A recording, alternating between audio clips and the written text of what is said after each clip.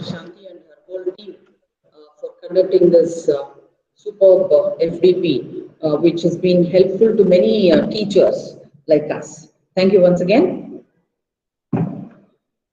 And now, uh, let us move on to the topic of discussion of today, that is human values, ethics, health, and happiness.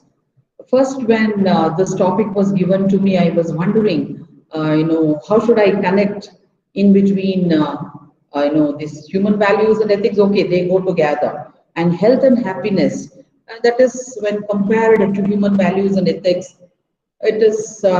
It just talks about, something which is personal, and something which talks about our well-being. I was just thinking like that, but later on, when I just gave continuous thoughts to that, I could recognize that there is lot of commonality between this human values, ethics, health, and happiness. See, we all of us, we need this, and it is the latest dearth which is there in almost all the human beings now. When I was young, we never were taught about human values or ethics, but we just observed our elders, we learned from them, we imbibed some qualities also from them. But now, of late, human values and ethics, they have become a topic of study.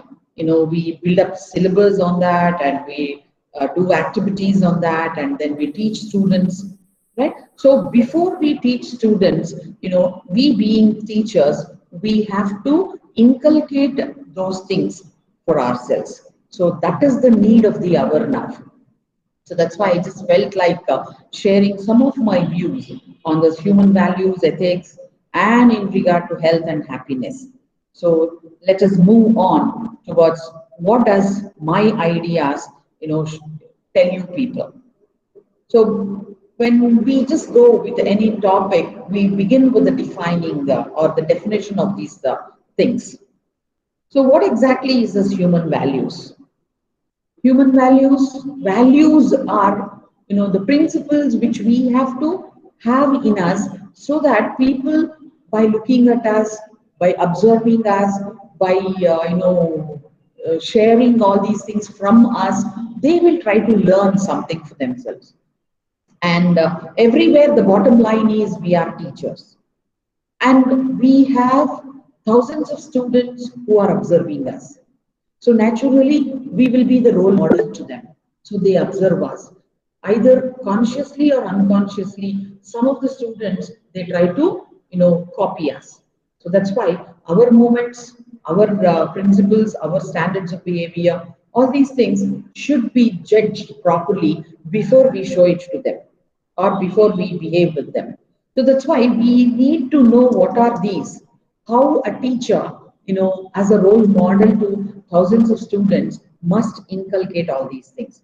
So human values, when you define them, or when you go towards the definition of this, they talk about the principles or standards of behavior, or one's judgment of what is important in life. So this is something which is very important for us, right? So human values, it relates to us. So values especially, they are the ones which are very, very important for us in our life. And of course, let us get into detail, about these topics later on in the later slides. But before that, I'll just give a gist of the definitions of these things. Coming towards ethics, they are the moral principles that govern our behavior, and they help us to conduct an activity. So we need values also, and we need to know our ethics also. And of course, health. Without health, we cannot, learn all these things, because we won't be happy, and we won't be in a zeal to learn all these things and to show them to our students. So health is a state of complete physical, mental, or social well-being, and not merely the absence of disease or infirmity. And happiness, it is a state of sense of well-being, joy, or contentment that makes us feel good, proud, excited, relieved, or satisfied about something. When people are successful, safe, or lucky, they feel happiness. So, happiness, it is a feeling of pleasure and positivity. So, human values, coming to one by one, what are these human values? So, human values, they go hand in hand with our existence. So, they are fundamental to our existence. So, as human beings, every time, we try to compare ourselves with animals and their behavioral pattern, isn't it? So that's why we say that is the main difference. That is, values are the ones that differ us from animals, we say generally, when we speak. So human values are fundamental to human existence and they are an integral part of any society. They are also the qualities that lie within humans. And whatever quality that is there in us, it has to be brought out and it has to be translated into some action. So then only we will be sharing our values to others or we will be exhibiting them to others in the form of values. So these human values, they are universal, inherent in all human beings, and intertwined with the cultural and spiritual aspects of life. So every human being will have some or the other values in him or her, and not only that, and we will be showing it through our behavior or our action, but it goes hand in hand with our culture. Our culture is nothing but the way we have been brought up in the society, the way we use these values as per our need, and not only that, it goes with the spiritual aspects also. See how spiritual you are, how do you try to express yourself, your values, spiritually to the others. So all these things, they are interlinked. So they are the inherent qualities which always, they are which are interlinked with culture and the spiritual values of your life. So that's why these human values, when you use them properly, they make our life worthwhile, noble, and also excellent. So they make us or they turn us into a very good human being. So this is how we can, take the example of, Mr. Puneet Rajkumar, who sadly, passed away, from all of us recently. So he proved himself to be a person with high human values because after his death, we came to know many deeds which he had done for the society, for the benefit of the society. I just wanted to, take an example of his life now here. Then, human values, we just spoke about human values, we defined human values, we defined what are ethics, we came to know what is health, and we came to know what is happiness also through small definitions. And why do we need as teachers?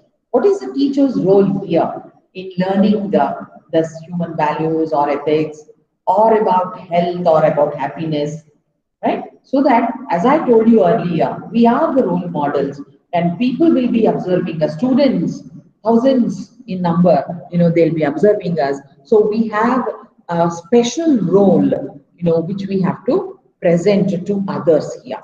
So that's why nurturing of human values in children during the formative years will result in caring and responsible adults in the future.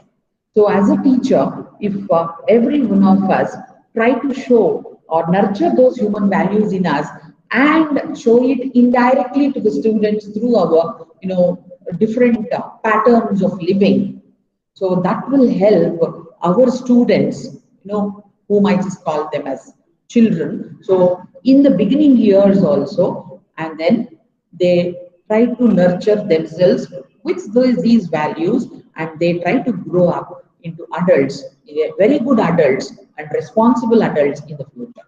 So this is the role which we have to show it to them. And then by bringing out human values in adults as an internal motivator that reinforces good character, morality, and ethics, resulting in caring and responsible citizens. So while we bring out these human values in these adults or the students who changed themselves into responsible adults, we can become an internal motivator. Because many of us, we talk about motivation. We get motivated from different people in different ways. And through those motivation or motivational actions of others, we try to, build up our character, our morality, and our ethics.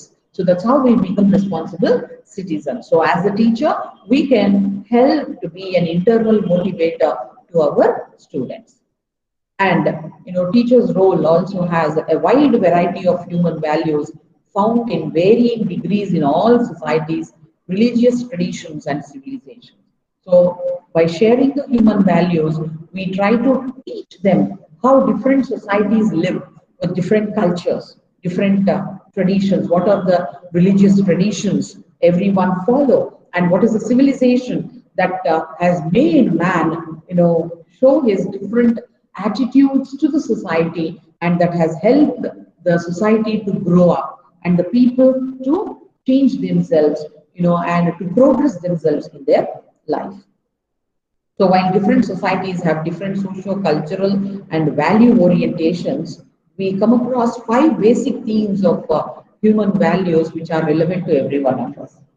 So we can discuss only those five, which are very, very important, because these different societies, they grow up socio-culturally, and also, they try to build up their society based on very good values. So what are they? They are, the first one is the truth, second one, right conduct, third, peace, fourth one, love, and the last one is non-violence. I repeat once again, the five basic themes of human values which are relevant to the present scenario are truth, right conduct, peace, love, and non-violence. So what is this truth in gist? I just try to explain. So here, truth has got so many points that come into the shell of this word called truth. That is honesty. Honesty is being upright or being fair in whatever actions you do. Being accurate, that is correctness which is checked. Being courageous, where you should show your bravery or ability to do even though you are afraid of something. If you show your bravery, that is courage. So that shows your true character there. And then discernment. So that is, you should be able to judge well. See, all these qualities, if you try as a teacher to be in you, so automatically the students, they observe us and they learn all these things from us. So this is how indirectly or directly we will be teaching all these human values to our students. And then comes integrity, which is the fifth one, that is having unity or having strong moral principles with us. Then reasoning power for everything, if a person has a perplexed look at you, you should be able to explain that in clarity to that person. You should give reasons which are truthful. So that is how you can justify your action or the event, in which you are presenting yourself. Then comes fairness. So you should be impartial. When you show impartial behavior without any discrimination between the students or among the students, they like it and they like the teacher also. And that is the quality they try to, imbibe from you. So then comes curiosity. Curiosity is, showing some desire to learn something, whichever you feel it is new. You should show that curiousness. You should not be bored at something new, right? So naturally, when you show that, as children, they'll also be curious, knowing so many things. And that's how they also progress. They grow up. Self-awareness is the next point that comes under truth. So self-awareness, it is a conscious knowledge of one's own character and feelings.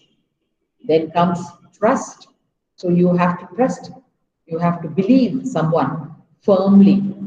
Either it is correct or not, first you believe in that person. So first you try to have trust in that person. Automatically the other person before you, truthfully comes out with his ideas. So trust is a firm belief in the ability of a person. And then comes justice. So this is the quality of being fair. You have to be fair in your actions, in your words, right? In your teachings, in your preachings. So naturally, when you show justice to all that, people will try to take those qualities from you. And there is one ultimate and universal truth which may be expressed in a multitude of ways.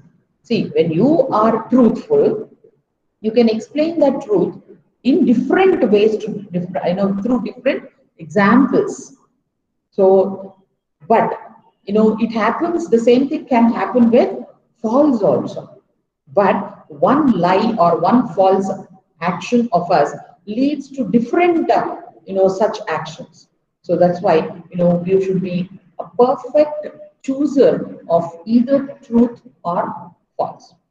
So truth finds expression in nature, in art, music, poetry, ancient scriptures of all faiths, and through scientific discipline. So they have been exhibited in good nature, good art, good music, good poetry, and all these things. They show the truth that was existing in the society right from those days. And looking at that, we try to kind of maintain that even till today. Even it is also found in the scientific disciplines also. Ultimately, however, truth can be found within yourself also. So when you have the truth within you, you will, all your actions will be truthful. All your actions will be positive. So that makes the person, exhibit his real human values through truth. So the pursuit of truth requires discrimination, intuition, and introspection. So you should be able to discriminate between good and bad. When you are truthful only, you can do that. You can find out which is the, not truthful. You can find out which is the false one. You can find out what is a lie. So when you are truthful within you, you can discriminate, between the good and bad. Not only that, you will start getting good intuitions. Intuitions, they are the feelings about something which is going to happen in the near future, very near future. When something is going to happen, when some action is going on, immediately some people who get good intuitions, they'll say, next this is going to happen.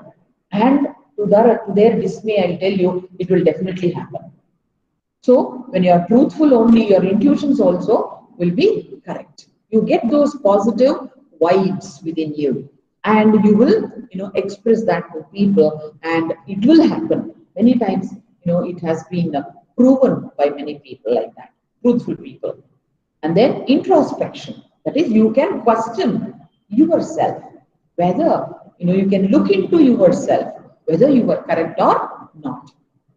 Then comes the highest truth is that it is changeless in the past, present, and future. So, this is a universal word that is truth. Always, it never changes. It never changed in the past, it never changes now, and it will never change in the future also. It will be one and the same. So, that is the real meaning of the word truth. The second human value which every one of us has to follow is right conduct. So the points that come under right conduct are good diet. So you have to plan for all that. Right conduct is nothing but your good behavior. Right? So conduct. So good diet, tidy appearance, neatly dressed up, the way you come.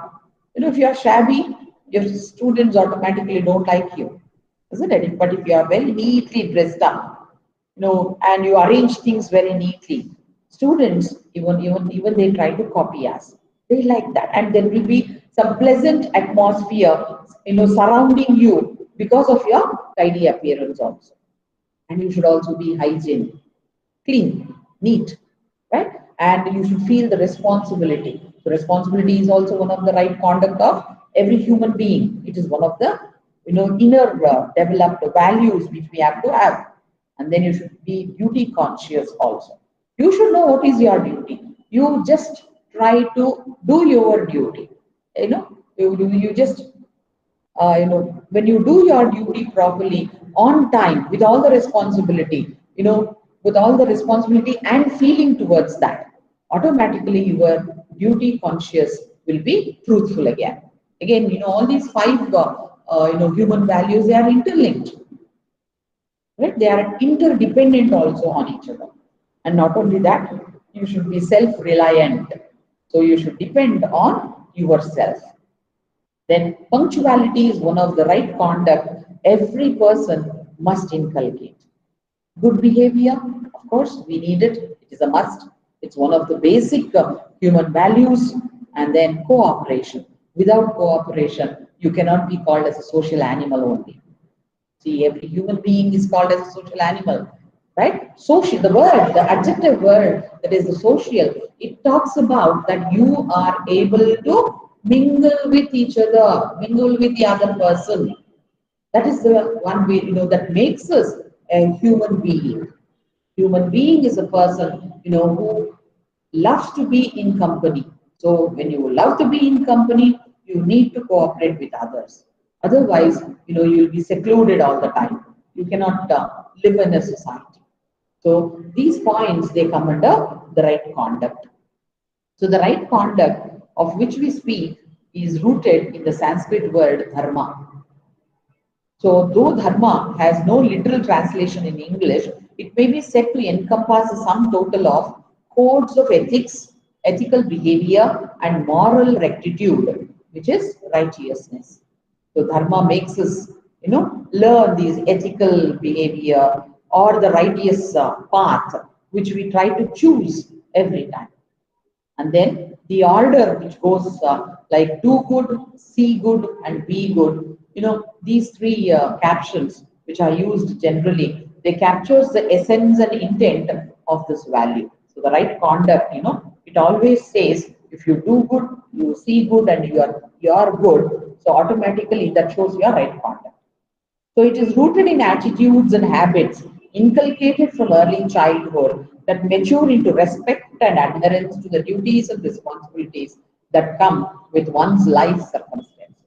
So when you have, when you have taken the right attitude and when you have copied the right habits from your elders right from your childhood, and then by following them, by practicing them, if you mature yourself into a human being, automatically you will earn respect and you will stick on to those duties and responsibilities of as a good human being, the right conducted human being, in your life's circumstances.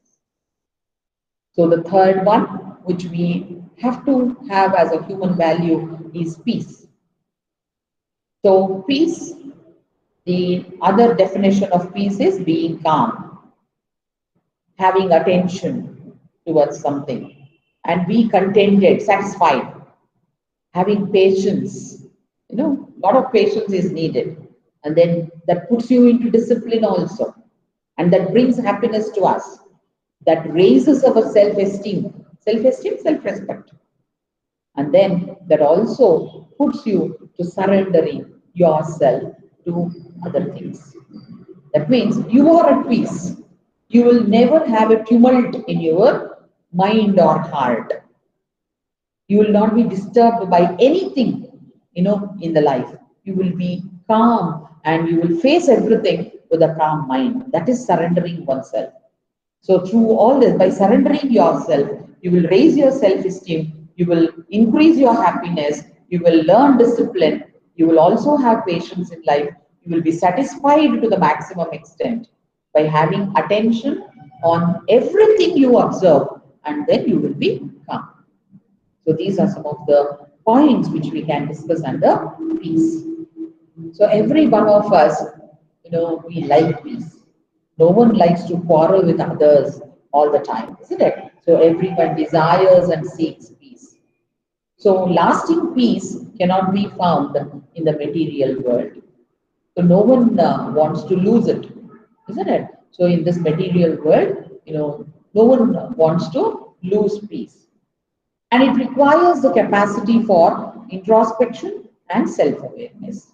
So you can question yourself, how much at peace are you? If you introspect yourself, if you look into yourself many times, during many situations. So self-awareness enables one to become mindful of his or her thoughts, words, and deeds. So automatically, if you introspect yourself, if you are self-aware, you will know how much peace you have, and your thoughts will check on your words and deeds. Words are nothing but what we talk, how we talk to people. Deeds are nothing but our actions, how we behave with others. So when you are self-aware of that, automatically your thoughts, words, and actions, they will be controlled when you have peace within you, right? So that is how we can develop. And then when self-awareness becomes a habit, the individual begins to monitor and modify the habitual patterns of thought that obstruct the peace within. So whatever peace we have within, that makes us self-aware, and that becomes a habit. So automatically you will become a peaceful person if it becomes a habit for you. And if you keep monitoring it every time now and then modify this peace in you based on your habitual patterns of thought. Because thought process, it goes in different ways, in different situations for every one of us, being human beings. So when we try to modify them as per the need of that particular situation, so automatically peace will prevail within us all the time, and it becomes a habit for us. We can monitor all these things. And then true peace requires inculcating equanimity regardless of loss or gain, success or failure, and pain or pleasure.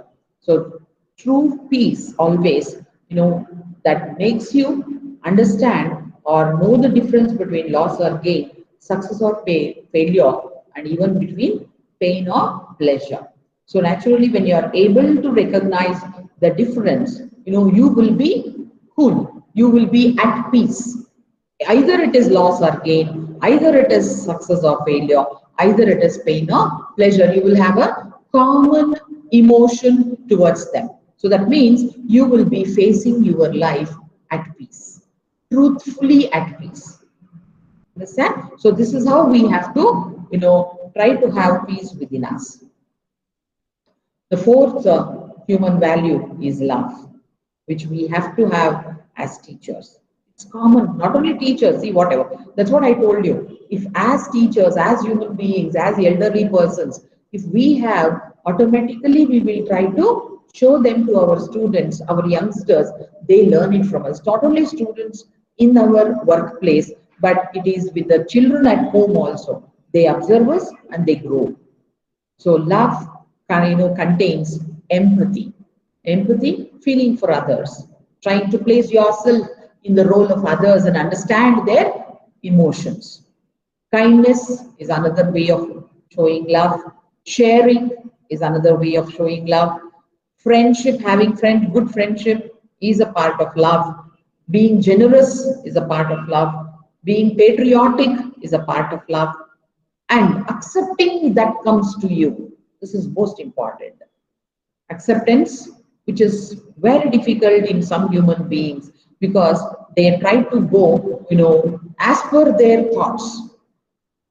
They want everything as per their thought. So such people find it difficult to accept certain things in their life.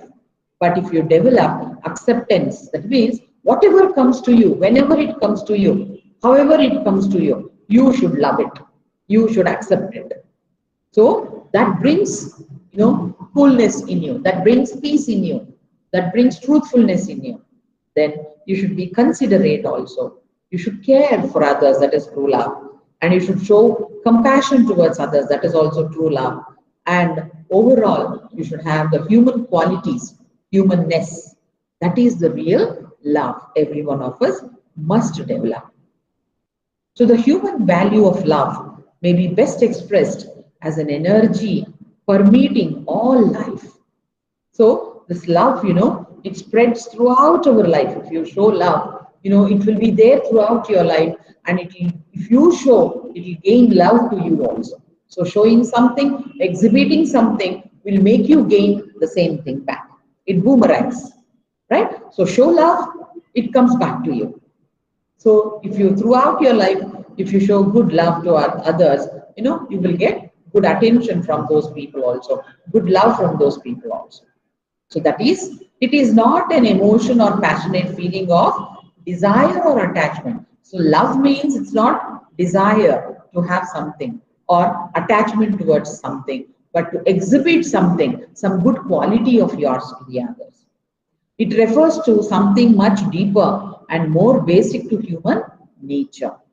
It is totally unselfish and independent of whether there is reciprocity. So when you love something, you are unselfish towards that and you leave it independent, right? So it is kindness, caring, empathy, and compassion.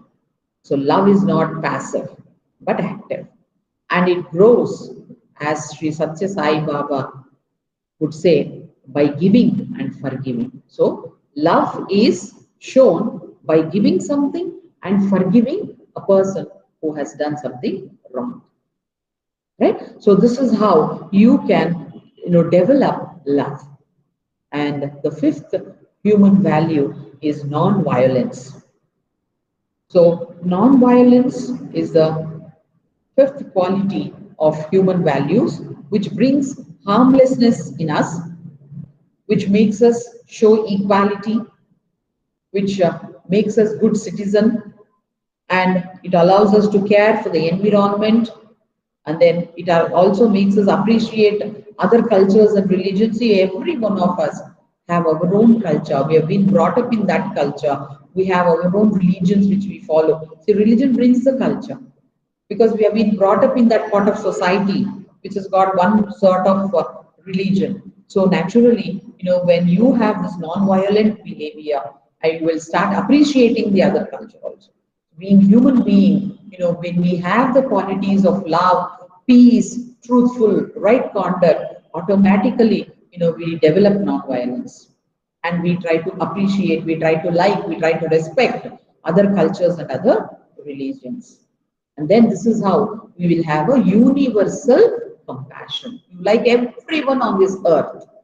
You appreciate everyone on this earth, their style of living, right? And because of these human values, the truthful values in you, like truth, love, peace, and then right conduct, what will we do? We will have a very good relation, with the universe on as a whole, the whole universe as a whole, and we try to show our compassion. So the topmost values, human values, is non-violence. That is, it is a zenith. Zenith means the top point. So truth, right conduct, peace, and love merge in non-violence. All these four qualities, they are in non-violent. So when you are non-violent, you have all these four qualities in you. Or else, when you have all these four qualities, automatically you will be non-violent. So non-violence is a state of mind that recognizes the unity within the apparent diversity. That is why, we say all the time, India is a nation where unity is there in diversity. We are different, but still we have that unity within us. But unity in diversity comes only when you have a non-violent state of mind. This is very important. This is what we have to teach our children nowadays, the youngsters, the youth nowadays. It manifests as non-violation of the laws of nature and respect for law and order. It calls for restraint from the doing of harm to others and to nature in general. So when you are non-violent, you will never try to hurt others, right? You will start loving nature as it comes to you. So non-violence is rooted in forbearance, that is tolerant, that makes you tolerant for everything, and it increases your morality and integrity. When the ethics of non-violence are embraced as a means to world peace, there will be global harmony. So naturally, when you are having the ethics of non-violence in you, so that paves the way for the world peace. In return, you will have a global harmony. So, let us further go towards what are the interpersonal or social values of truth, and what are the intrapersonal feelings we have towards values. That means interpersonal, that is the social skills, and intrapersonal, that is there within us. So how truth helps us to become socially social person also, and to be a good person within ourselves. That is to have the qualities of truth in us as an individual. So as an individual and as a part of a society. So that is interpersonal and intrapersonal. So now, as a part of society, you should be prepared to accept the truth. And then within yourself, you should examine the conscience to speak only the truth. This is how you have to practice. Speak up when you have something to say that is good and necessary, and be silent if what you have to say is untruthful or hurtful. So if your words, if you feel that if you are truthful within yourself, you can judge which words of yours will attract others or will make some other person feel good, or which may hurt others. So you can decide. When you are truthful within yourself, you can decide which to speak and which not to speak. And then socially, you will be ready to accept the truth. And then it makes you discriminate between what we should and should not. Socially, it tells you, it teaches you what you should do and what you should not do. And within yourself, within your inner world, it tells you to be self-honest. So do what you believe is right, and don't just go along with others if they are doing something that you do not believe in. So that makes you introspect yourself. So socially, it teaches you how to know this equality, show equality. And individually, it tells you to have a unity of thought, word, and deed. That means thought, that is, it has a control over your head, it has a control over your heart, and it has a control over your hands. That is thought, word, and deed. So if you have truth within you, it makes your thoughts be controlled. It makes your words be controlled and your actions also be controlled. And then socially, it also makes you gain respect for other cultures, ways of thinking and being, seeing the good in others. So these are some of the qualities which socially you learn and individually you learn. And then right conduct, again, through socially, it just tells us to be able to take care of oneself. So, when you have right conduct, you'll be taking care of yourself. You will develop some courage to face your fears and to stand up for what we believe to be right, even if others do not agree with us. So, within you, you will, when you have right conduct, that brings, the courage in you, the ability in you to face fears. And if you feel something is going wrong, you'll stand up for that and you will fight for it. You will express your views boldly for it. So that is the quality of right conduct, within a person. So socially, it makes you be very clean, right conduct, and within yourself, it will have a harmony of, again, head, heart, and hands. That is thought, words and actions. When a thought comes into anyone's head, that is, you will try to examine that with conscience and then put it into practice, and then tell what your heart feels right. So this is how it brings harmony between your thought, your words, and your actions. And right conduct, socially, it makes you considerate for the feelings and needs of others. And within your inner world, it brings self-confidence in you. So you feel that I have an inner diamond, something that is unique and special about me. So you feel, see, I have this inner quality in me. I feel proud of it, and I have to show it to others so that others also will learn from me. So this sort of feeling you have, the pride you will have, the self-confidence you will have. So something that is unique and special about me. When I discover what it is, I can use it to benefit myself and others. Sometimes I have thoughts and actions that prevent my diamond from becoming polished and shiny. So certain things, what happens, uncut diamonds or the diamonds which are unpolished, sometimes they have their own beauty, natural beauty in them. So sometimes the thoughts which are not, actually polished, even they become very good in some situations. So that sort of, feelings also might come to us. So it also helps socially to do one's duty properly. And when it comes to individuality, it brings self-sacrifice in you.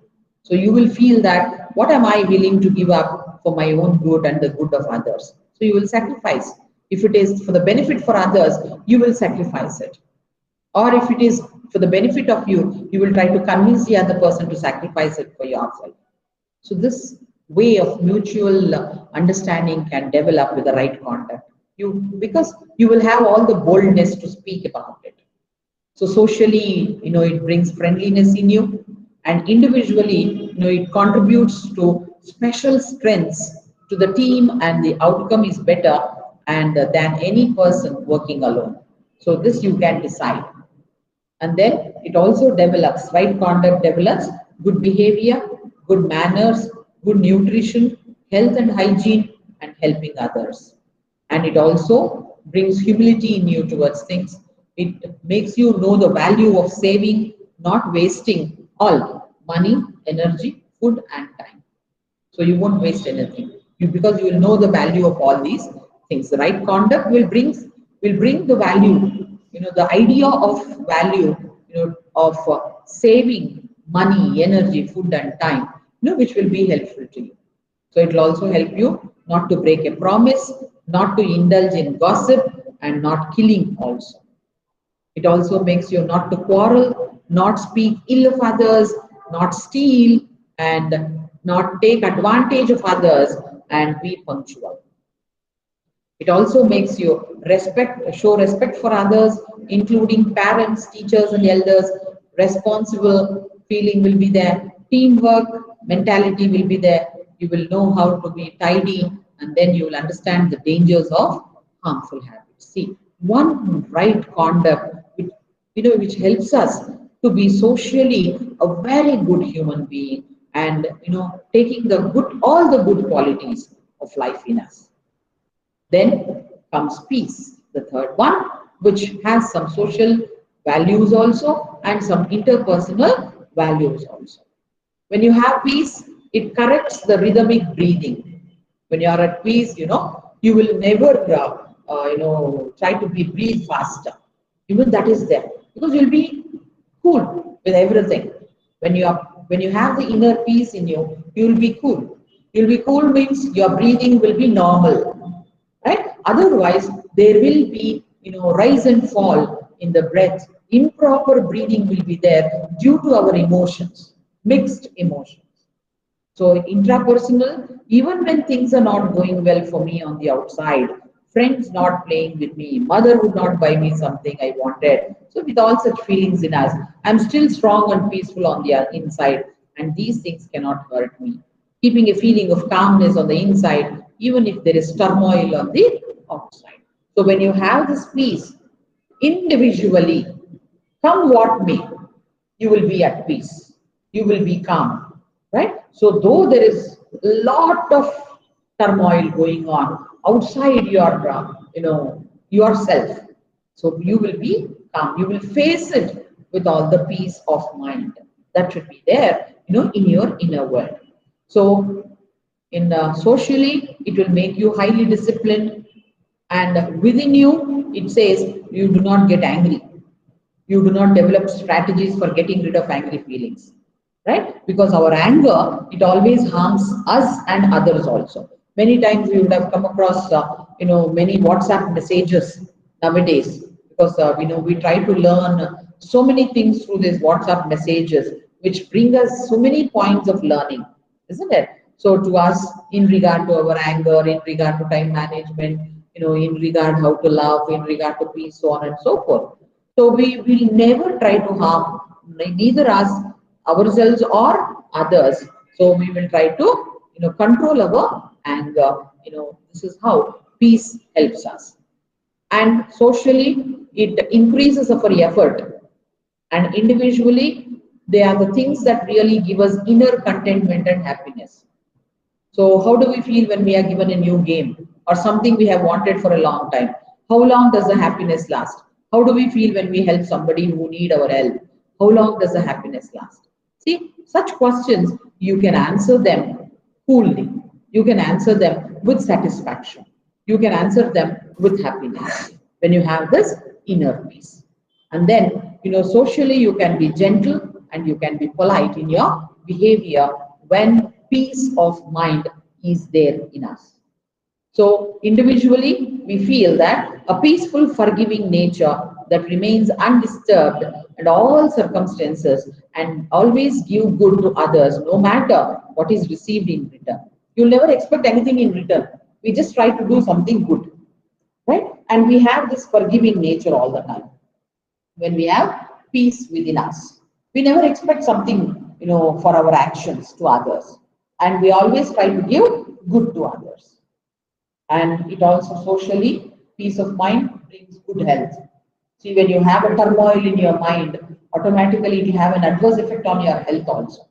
That we can see in the modern diseases which we get it in the form of diabetes, hypertension, so on and so forth, isn't it? So if you have an inner peace, you will have very good health.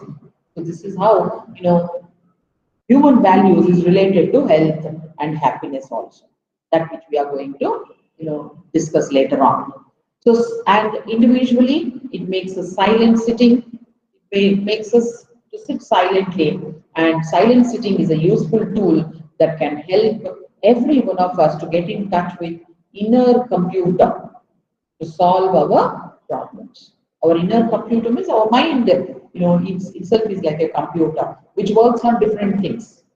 So when you have peace within yourself and when you use this tool of peace, to do your actions, you can solve all your problems within little time. At ease, you can do it. So it develops patience socially, and it also makes you, individually, that if you fail at something or make a mistake, you will get a feeling that this is not the end of the world. I get some new idea. Let me do that to solve my problem. So this sort of hopes, they come into our mind. So you can feel that I can learn something from the experience and become a better person because of what I have learned. So from the lesson which you have learned, that is a lesson learned from a mistake or something, will make you a different person to learn it better, to make yourself a better person than what you are now. So that is the effect of inner peace. And socially, it makes you get satisfied. It puts you onto silent sitting, and then it also helps you to think before you speak. Always that should be there. You should not be in a hurry, because through hurry we tend to do mistakes. We tend to do blunders also sometimes. And some words and actions of us, they'll be irreparable. So the silent sitting, it helps us to control ourselves, and it helps us to think before we speak. So automatically there will be inner peace, so that there won't be any trouble because of our words. So then what are the social skills through love, and what are the intrapersonal values through love? So love makes us show concern for others, and within you, you will try to develop forgiveness.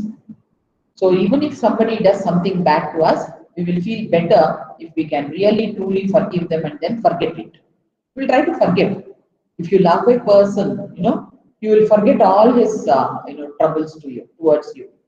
You'll forgive him whatever wrong things he does it. It's only because of love. And so socially you will have concern, and individually you will develop forgiveness. So when love is there, when love is present in us, you will be considerate towards others, and within yourself, you want the best outcome for others. You will be aspiring for that. You will give without expecting anything in return to those people. So this will be there when we have love.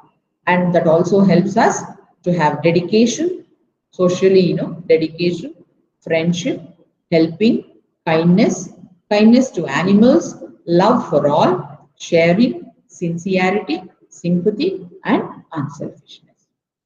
And coming to peace, you try to appreciate other cultures socially. You will develop patriotism. So here what happens? What does it mean to me to want to be the best citizen I can be for my country? You'll start thinking, what best I can do to become a very good citizen of this country? What can I learn from the great heroes of the past and present? You'll start questioning. So that is how we were even till today, we try to quote many examples that are given by great people like Vivekananda and great people like APJ Kalam also, isn't it? So that is how we try to think, within ourselves when we want to have peace, because they are all good examples. Gandhiji, all these people, they are very good examples for us in our life, even till today. So it helps us to be a good citizen socially. And within yourself, it's, you'll be questioning. When somebody else is successful, I feel as happy for them as I would for my own success. So you'll start questioning, what is the reason for their success? What should I do for my success? Right? I do not feel jealous because I know that everyone has something special that they can succeed at, including me. So you will also try to do something new. You will also try to do something, good to the society. And that is how you try to gain peace of mind, when you have these good qualities. Not only that, it also helps you to be ready to help others, to care for the environment, to seal on desires. That is, you will try to grow your desires. Concern, you will have concern for the environment.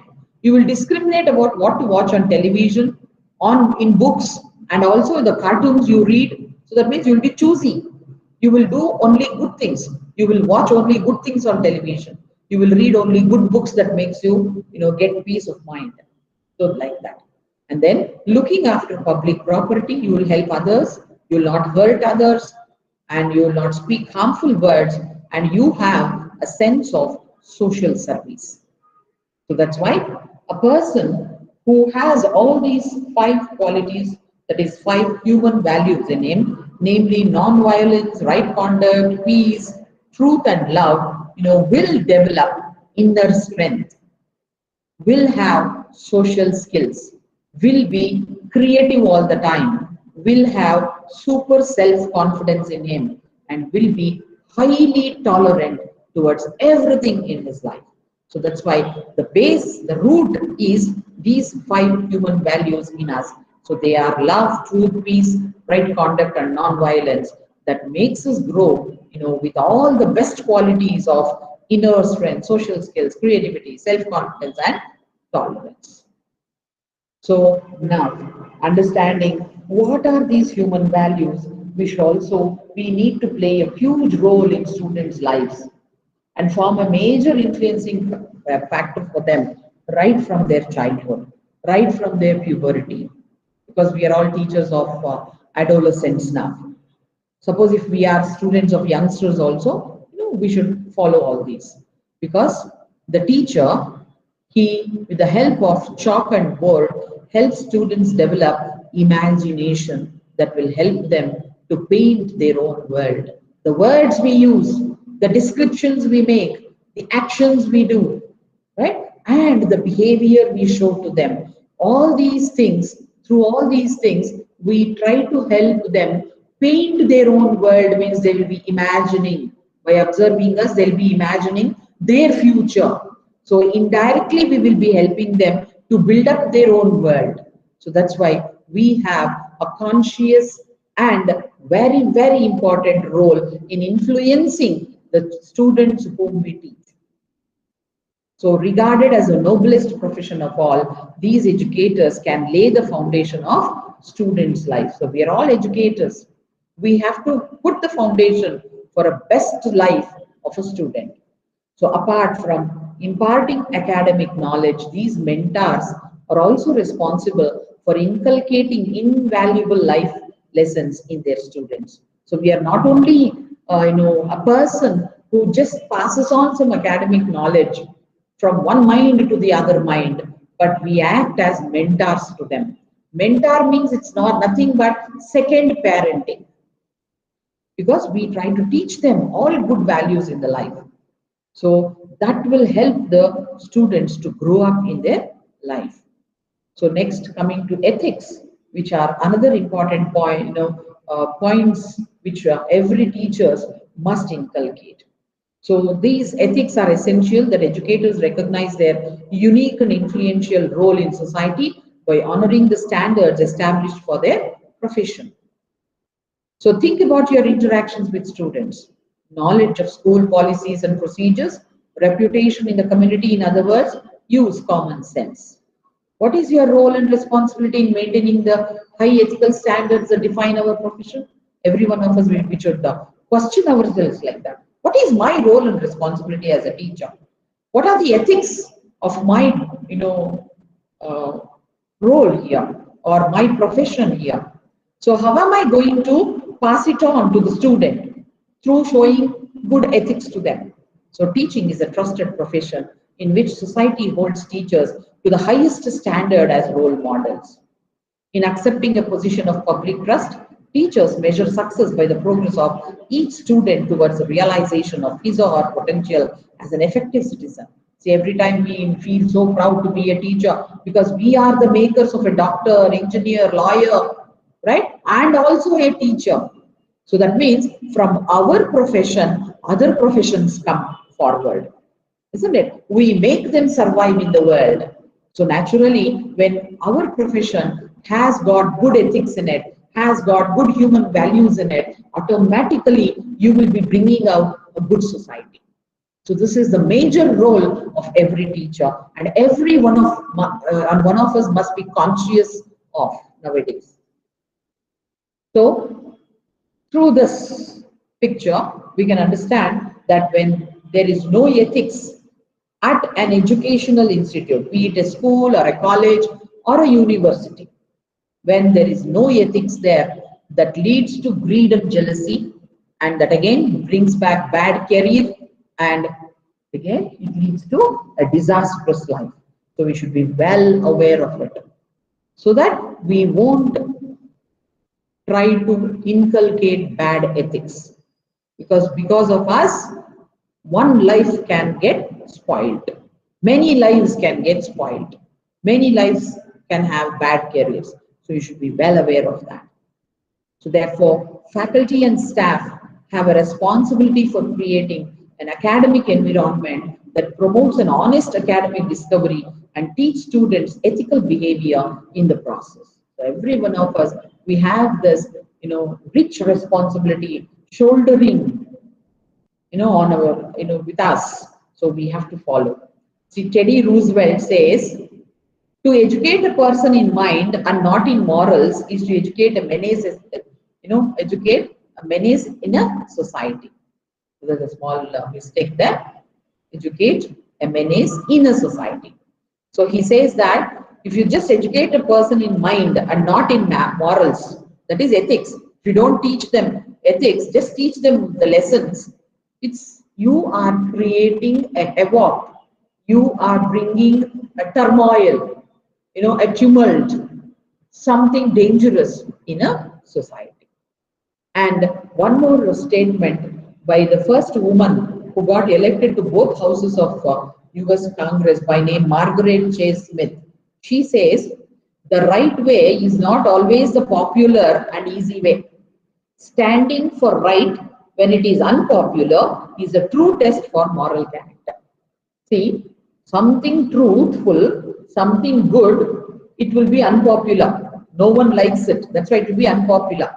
But if you stand by it, that shows your moral character.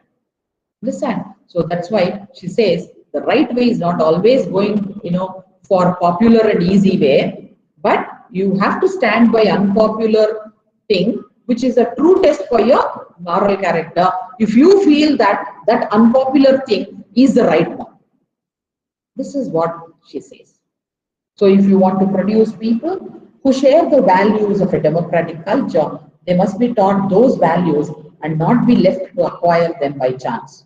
So you should not tell others, don't worry, values come to you by chance. Never say that. They must be taught values with good examples. Then only you are teaching them the values of a democratic culture. So, Cal Thomas, in his book, The Death of Ethics in America, in that he has, quoted this famous quoting. So, as teachers, we have to empower individuals, help others, introduce ethics and teach others, create whistleblower policy. What is this whistleblower policy? When you find something wrong, you should not just neglect it and keep quiet, but you should stand up and speak for it. You should stand up and then stand by it. You should say, no, what is happening is good, what is happening is wrong. You should have that ability to show the rightness and the wrongness of things. That is whistleblower policy. And then feel responsible if any unethical activity happens from our side. Suddenly, by chance or by mistake, if some unethical activity has happened, you should feel that responsibility. You should, ask for the excuse of others. You should apologize for that, right? So that's why we have to develop all these qualities in us. And then practice what you preach. As said by Gandhiji, you have to, whatever you tell children, you have to practice that and show. Otherwise, they will comment on you. And then you should also follow the principles as in the story, Three Jewels Wished by a Mother. Here I just want to talk about the small story. This is a story told by Satya Sai Baba again. So here, a mother and a son will be living together, and they'll be in poverty, utter poverty, but somehow they'll be making a living. And slowly the son, he'll start earning. So as he's earning money, he has compassion towards his mother. So he will ask his mother, mom, I have a lot of money now. Tell me what you want. I will arrange those things for you. But she says, first time when he asks this, she'll say, no, beta, you please bring out, some good school for our village, she says. So he accepts, his mother's wish, and he builds a very good school wherein all village children, they will study there. And again, second time when he asks her, he grows up like that, financially, and again he asks his mother, now at least tell me what I can do for you. Then she says, no, you build up some hospital for the benefit of all our villagers here, because we do not have a hospital. Again, he does that. And third time again, when he asks her, she'll say, there is no well in our, village. We don't have good water facilities. Please provide a well. So he does that also. See, the mother, when she was asked by the son for her personal benefit, she used it for the social benefit. She made that all the children got educated. She saw that all are healthy, and she also saw that everyone has drinking water, because that is the most wanted one nowadays, isn't it? So these are the three jewels that were wished by the mother from the son when he became rich, but he wanted to do something for his mother. So she made him do it for her, the village. So such practices should be done. Do something for the benefit of the whole society. Don't be selfish there. This is what is the lesson we learned from this story. And then you should also have a foundation of nation. It is at home. A good nation you can see through the way the parents bring up their children. So this sort of environment must be built at home. So parents, that is why they are called as first teachers. So parents both are earning now. Unfortunately, what is happening? Fortunately or unfortunately, we have answers on both the sides. So nowadays, what is happening? Parents, they were the first teachers. We cannot call them they are the first teachers because they don't have time now, right? So the reasons are both are earning now. So society is playing a role of the teachers for the children. So that is society in the form of films, books, television. I know it is taking the responsibility of upbringing the children nowadays. You can see the parents, giving off the mobiles to the children and doing their work, isn't it? And those, we don't know what the children are watching. The parents are also not bothered nowadays, isn't it? So that is why the society is taking the responsibility of upbringing the children nowadays in the form of films, mobiles, books, so on and so forth. So parents, and on the other side, they give importance to their egos also. And what happens? This is affecting the children's mindsets. And then grandparents nowadays, they're not bothered only very few finger counts you can find out good grandparents, who really want to take care of the children. So grandparents forcibly, they do the babysitting. And what do? They in turn, they keep telling their sorrows in form of stories to them. And that will have an adverse effect on the children. And then sometimes the child, it is sent to a boarding school when the children can't take care and grandparents are not there or not willing to take care, they are sent to boarding school, or we appoint a maid who will take care of the children. See, all these are the negativities which are coming in the society due to so many reasons. We cannot say which is good and which is bad. And not only that, pocket money, which is bringing the spoiled habits in the children. So that's why, what is expected? What is expected from all of us? Society should stop pointing their fingers towards the teacher. So as a teacher, we try to do so many things even in the school, good things to the children. So what is expected from the society, by the society, from a teacher like us? So mass media should stop manipulating the issues. So what's happening? Here and there, one or two, some small mistakes will be done by teachers like us. But mass media, it will try to show it in huge size. Because they want some news to be told again and again. Repeatedly, they keep doing that. Parents should play their roles to raise their children. So this is very important. Apart from their busy schedule, parents should play their roles, to upbring their children. If any problem arises, have a discussion and come to an agreement. Give the teacher freedom to choose things and decide.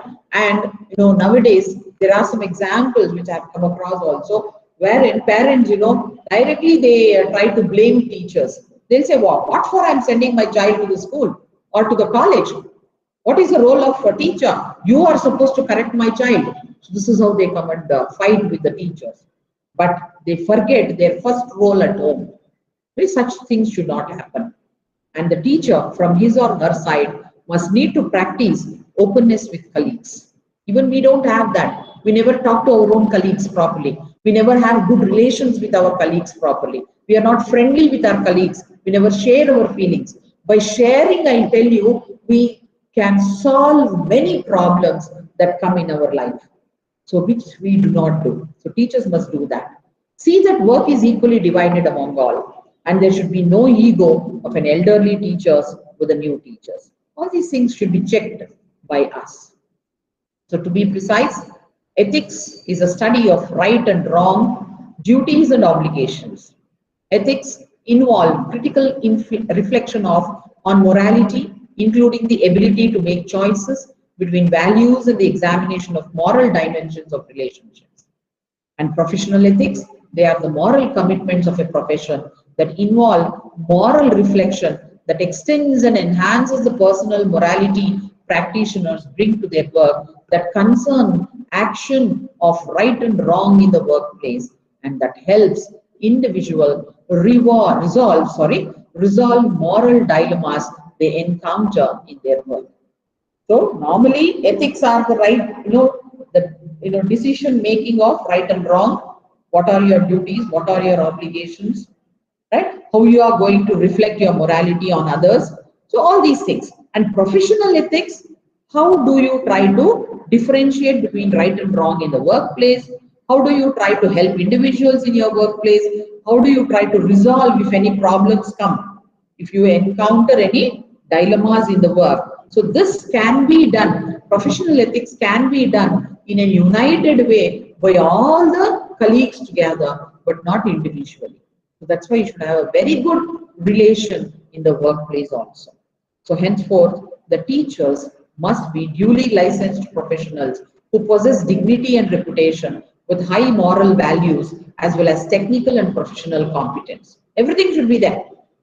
So he should be licensed. That means he should be given freedom to express his views professionally. He should have dignity. He should have reputation. He should have moral values in him professionally and technically also. And he should practice his noble profession, must strictly adhere to observe and practice a set of ethical and moral principles, standard and values. And he should practice all of them. Whatever he teaches, he should practice. So every teacher shall merit reasonable and social recognition, for which purpose he shall behave with honor and dignity at all times. A teacher shall place premium upon self-respect and self-discipline of the principle of personal behavior in all relationships with others and in all situations. This is absent absolutely nowadays. We don't have self-respect, we don't have self-discipline. Many times, we'll be shouting at our colleagues. A thing which can be spoken to in a soft way will not be done in that way. So, our personal behavior, our personal relationship with others in all the situations must be controlled by the human values, the 5 human values which we learned early. So, a teacher shall maintain at all times a dignified personality which could serve as model worthy of emulation by learners, peers, and others. So, naturally, the dignified personality which you try to show, which you try to exhibit to others, should be a model. It should not surpass the others who are learning from you. You should stand in the first place through your dignified personality, right? So that should be there. So a teacher, both in his official and personal conduct, must display exemplary behavior. You should be the best example. He must freely or willingly accept restrictions on his conduct that might be viewed irksome. So, your behavior should not be annoying others, should not be irritating to others. The personal behavior of teachers in and outside the classroom must be beyond disappointment. You should not disappoint the learner from you also. They must observe that learner can be a student, can be a colleague also. Please make a note of this. They must observe a high standard of integrity and honesty. A simple reason for the want of quality education. See, when we talk about these human values and ethics, they are all a must for quality education. Then only you can bring out quality education, in your institute. So what is this quality education? Making sure that basic education is really solid, because if it is not solid, it affects the quality of secondary education. See, one by one, level by level. How do you get a quality education in all? That is right from LKG, UK, pre-nursery, LKG, UKG, for standard, secondary education, for higher education, university education, everywhere you should have quality education, right? So basic education, if it is not solid, the quality of secondary education will get affected. So if secondary education is poor, then the person goes to college unprepared for college work. And if he is allowed to graduate again with a poor quality college education, he goes to university professional education even more unprepared. So at all stages, the person who is learning, he will have all the negativity in him only. He will never learn, right? He will be unprepared, means he will never learn good qualities, good values, good ethics. So an institute, before promoting or graduating a student, must be sure that he or she, that is a student, is functionally literate to go through next higher level. So it's not that you just have the knowledge, but you should go with good values and ethics also, along with the knowledge for next level, from one level to the next level, from the next level to the higher level. This is very important, and the most important point of a quality education right from 0 level. So teachers must model strong character traits. See, such a huge responsibility is there on our shoulders, including perseverance. You should have strong determination. A teacher should be honest. He should gain respect. He should have lawfulness. He should be fair. He should be patient and show unity. As an educator, teachers must treat every student with kindness and respect without showing any favoritism, prejudice, or partiality. See, every time we keep speaking about all these things, but to practice all these traits in us is a little difficult. But if you do practice with all the concentration, definitely you will become a very good role model and an educator. So on a detailed learning of values and ethics, after having what we should be to be a good teacher, to have a quality education, we should also concentrate on our health and how it's going to help to have good values, good ethics, and bring happiness to us.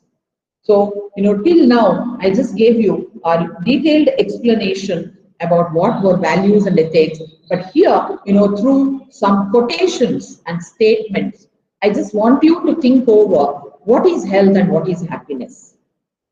Right? So, a different way, I just tried to bring in with the explanation of what is health and what is happiness and how it is related to values and ethics. So, what is health? Why do we need it? Health is not valued till sickness comes, says Thomas Fuller. So, by looking into these statements, please give, a thought towards all these things. So you will know what is the importance of them. And Robert Urich, he says, a healthy outside starts from the inside. If you want to be healthy outside means have good values and ethics. You should be healthy within yourself. You should have a healthy mind and body. Then only you can think of healthy values and healthy ethics, isn't it? Otherwise, that puts you into disturbance. And then health is a state of complete harmony of the body, mind, and spirit. To ensure good health, eat lightly, breathe deeply, live moderately, cultivate cheerfulness, and maintain an interest in life. These are the words of Joseph Pilates. And a new way of saying prevention is better than cure is an ounce of prevention is worth a pound of cure. So beautifully it has been rewritten. So that's why I just like this and I wanted to highlight that to you people. There are so many thoughts of different people based on health, happiness and all, but I've just chosen few for you to think over. So good health is not something we can buy. However, it can be an extremely valuable savings account. So if you have a very good health, it's a very good savings account. It will help you in your future. And these are the words by Anne Wilson. And then one of the brainysayings.com, health is a crown on the good person's head that only the ill person can see. See, when I am sick with something or when I am ill with some unhealthiness, then I can see other person who is healthy and happy all the time and I can feel for it. Isn't it? I can feel that, oh yeah, I don't have that with me. Well, then I will start working on it to gain that crown. So that's why health is the crown on the good person's head that only the ill person can see. So how to be healthy? It's not enough to eat veggies and do yoga.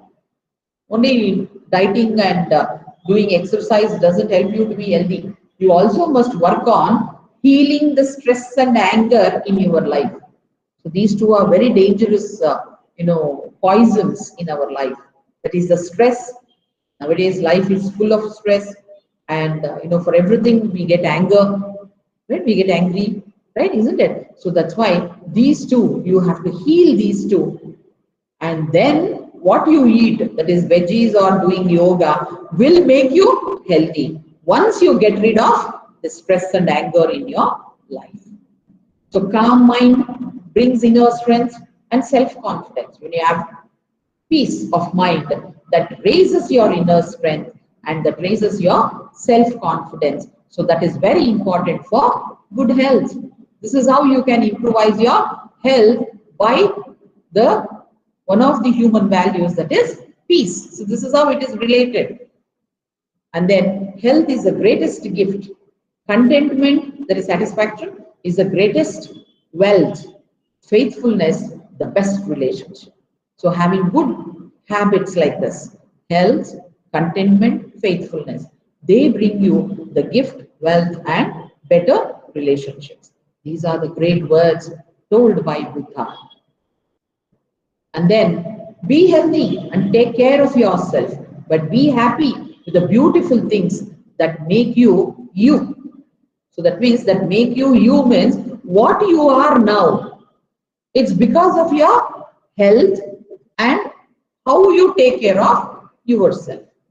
Understand? So whatever you are the reason for that. However you look, however you feel, you are the reason for that. So that's why try to correct yourself. That brings health to you and in return happiness to you. Health is a state of complete physical, mental, and social well being, and not merely the absence of disease or infirmity. Right? Any type of sickness, infirmity means. So it is, if you say if you want to tell yourself that you are healthy, it is your complete physical, mental, and social well being, but not to say that I don't have diabetes, I don't have any heart problems, I don't have any hypertension or any other diseases I have. It's not that which talks about that you are healthy, but you should have complete good state physically, mentally, and socially also. This is told by World Health Organization. And happiness, some more quotes, they go like this: the groundwork for all happiness is good health. So automatically again, health and happiness go hand in hand. If you have good health only, that brings happiness to you. If you are happy, automatically your health will be good also. So happiness is the highest form of health. These are the words of Dalai Lama. And then another person by name Dodin Sky, he says, the key of being happy is knowing you have the power to choose what to accept and what to let go. So when you are happy, you will decide what should I take and what should I not take. So what should I take and what should I not take means you will decide your happiness. Yeah. Which brings happiness to me, you will take that. Which doesn't bring happiness to you, you will never choose that. So that is, the main thing. So naturally, what you need and what you do not need will decide your happiness and your health also. The best feeling of happiness is when you are happy because you have made somebody else happy. See, one more action here. That is truthful action, right? Conduct is expressed here. That is when you want to be the most happiest person, you should always think that, you should make others happy in different situations. So by thinking those situations, you can be the most happiest one. And smiling doesn't necessarily mean you are happy. Sometimes it just means you are strong also. So, showing happiness on your face, showing a smile on your face, it says that you are not only happy, but you are very strong mentally. And two things prevent us from happiness: living in the past and observing others. So, these two, you should not do. You should always live in present. What you should do is, what am I doing? I should do it to achieve happiness or to gain happiness. But you should not always be thinking about the past. My life happened like that. Someday I was unhappy, and I have that adverse effect of that now. Always thinking of the past will never bring happiness in you. Forget the past, which was ill, which was sickening, right? Which was bad for you. Never think of it, but try to get happiness now by doing something good. But you can compare that life to the present situation and make the present situation a better one than the past, but not always try to live in the past. So those thoughts of the past will make you feel bad even now. And then don't keep observing others all the time, because you will start getting the feeling of jealousiness. You try to be happy in your own way. Your happiness is a different way from others' happiness. That differs from person to person. Happiness differs from person to person because of the thought process every person has in him. So that's why stop observing that. So then you can create your own happiness in your own way. So don't let the sadness of your past and your fear for the future ruin your happiness today. Please don't do that, right? So the sadness of your past and the fear for, we don't know what happens in the future. But if you start thinking about the past and the future, you will be spoiling today. You will be foregoing your happiness that is there waiting for you today. So stay positive because today could be the best day of your life. Happiness is not made something ready made. You can't buy it. It comes from your own actions. So you are the one who can create your happiness, right? It is not ready made, which you can just throw money and buy it. It's impossible. See, Dalai Lama has got very beautiful sayings. So happiness is a choice, not a result. Nothing will make you happy until you choose to be happy.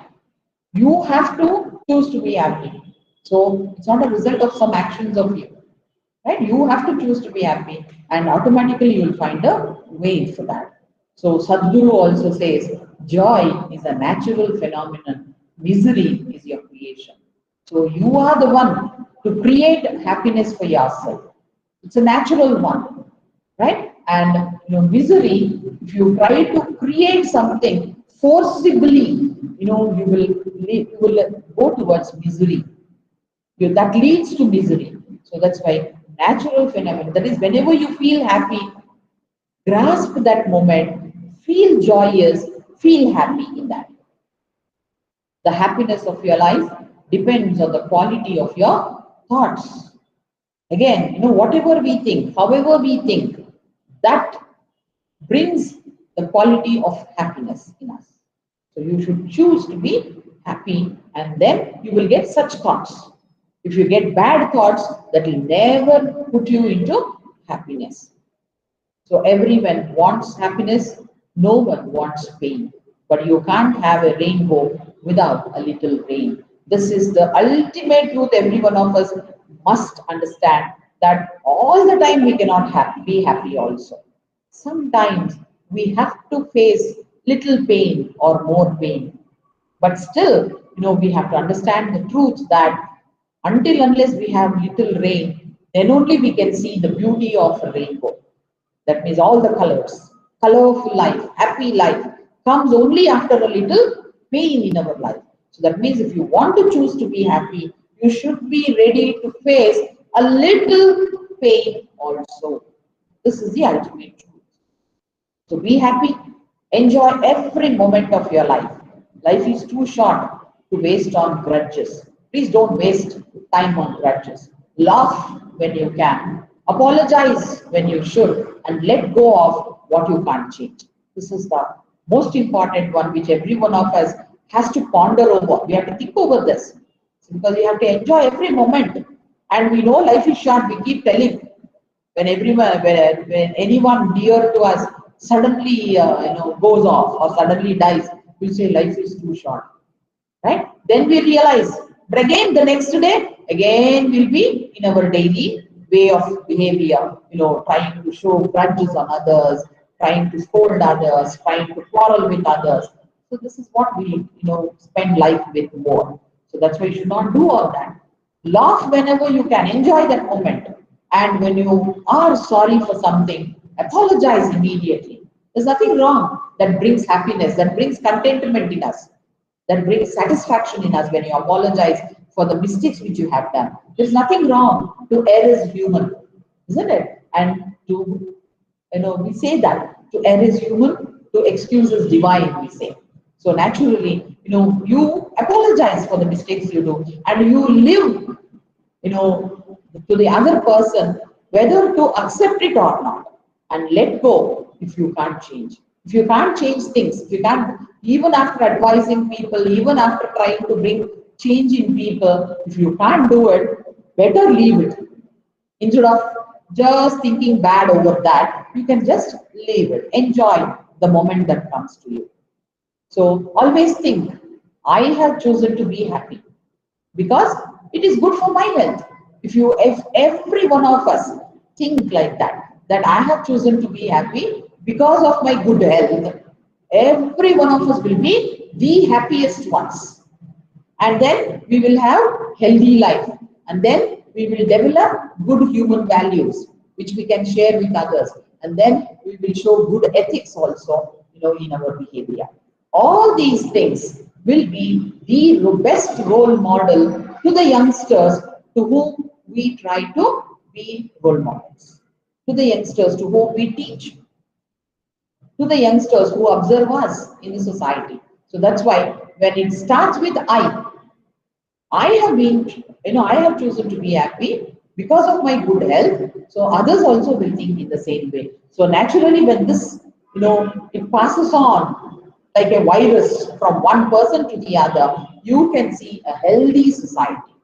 So this is how we will become responsible as teachers, as educators, to build up a very good, healthy society. So dear teacher friends, I am very thankful to you all for listening to me till now. So I would like to express my gratitude. Do you know what is gratitude? How does it help? It shields you from negativity. So that's why I want to thank you all at this juncture for listening to my words. And it makes you at least 25% happier. So I'm happy now that I have shared some of my views to you. And it rewires your brain. That means it just brings new thoughts in my mind again. And it eliminates stress. I'm stress free. I'm so happy that I have spoken some words to you. It heals. It improves sleep. It boosts self-esteem and performance. And it enhances the law of attraction. And it improves our relationships. So with this, I'm sure that I have built up some good relationship with you all. And I would like to thank you all and the Department of Medical Electronics for giving me this chance to express my views on human values, ethics, health, and also happiness. Thank you, Naina ma'am, and thank you, Dr. Ravish, and thank you, Shanti madam, for all this. Thank you once again. And thank you one and all for listening to me. If you have any questions, welcome. Participants, if you have any queries, it's open now. You can ask Madam. Ma'am, I have two questions. It is ma'am, a very nice session. I learned a lot. Ma'am, the questions are, ma'am, if the students have high ego, how to handle their, how to direct them toward a good moral values. So, and the second question is, ma'am, nowadays the online classes are here, so the students are more prone to go the freelancing rather than having the subjects in core science. So how to improve their study value? Okay, you mean to say that some students they have high hopes and instead of online classes they prefer freelancing. Is this a question, sir? Yes, ma'am. So they are actually, say they are from Okay. electronics. So nowadays they are getting from the machine learning and they tends to go without they are learning the subject. So how to change their understanding? See, because of the new situation that has come, this online classes, where the students they don't feel that comfortable to learn things because they don't be, having face-to-face interaction with the teacher. And naturally, here we speak about the non-verbal skills that are absent in through online classes. So because of that, what happens is children, they don't try to grasp the points to the fullest. So for that, at least, when you find a person who has high hopes in learning, you can call that person for an offline discussion. That is 1.1. And you can share as many points on that particular topic in which the student is interested to learn, online. You can refer that material to them so that they can learn all those things, because such students who have this high learning capacities, they will try to grasp some points by looking into the material which we have shared with them. And even after that also, if they are unable to understand your points, a small session offline works always better. So this is what I feel, even in spite of online classes, something that can be explained offline or else individually. You can have an interaction online only with that student individually also. So that, makes the learner think that, okay, fine, I am learning in privacy with only the teacher. Because some students, even in the class, even in the offline class or online class, even though they have many doubts to be clarified, they never open up with the teacher, because they'll be more conscious about their other classmates listening to their queries. So at that moment, you can have an individual conversation with the student and then try to solve their problems. They feel comfortable when feel that they are all alone with you, with the teacher, questioning the teacher, getting the solutions from the teacher. Got it? So, you can opt any of these ways based on the need of the student. Hope I have answered your question, sir. And ma'am, the first question, how to consider the high students to get more moral values? Oh, you want students to get more morale. So when you want to help them to express, that is, through your behavior, the behavior, it's not that can be seen, sir. The way we speak through our words also show our behavioral pattern with them. The way we use the words, especially, and the tone of your voice. If it is online, I'm telling you. Yes, If it is online, they will be observing us. We have this verbal and non-verbal communication that makes the student learn the good ethics, the good moral from us. But if it is online, I'll tell you, always the word structure and the pronunciation, the intonation of your voice always works a lot. thank you, ma'am. So that you have to practice, because I have seen in many teachers, though they are very good at the subject, because of their verbal skills, that is the word structure they use, which are very harsh, they may make the students not learn from them properly. This happens. So always our, that this again relates to, that is the human values and ethics, they relate to conversation, the communication skills also. The communication skills of a teacher must be properly presented. That is very, very important, sir. Thank you, ma'am. Did you get my answer, sir? Yes, ma'am. Thank you. Thank you so much. Any questions?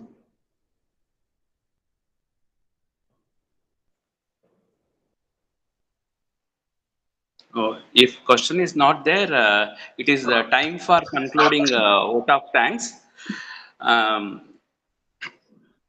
Good afternoon, one and all present here. Dr. Shashipriya Madam shared valuable and enormous knowledge on human values, ethics, health and happiness. It's my pleasure and thankful, Madam, on behalf of Dr. AIT and Department of Medical Electronics, you have shared valuable and enormous knowledge. So thank you very much on behalf of Dr. AIT and Department of Medical Electronics. Thank you, Madam. Thank you, sir. Thank you very much. Thank you. Thanks, one and all. Thank you.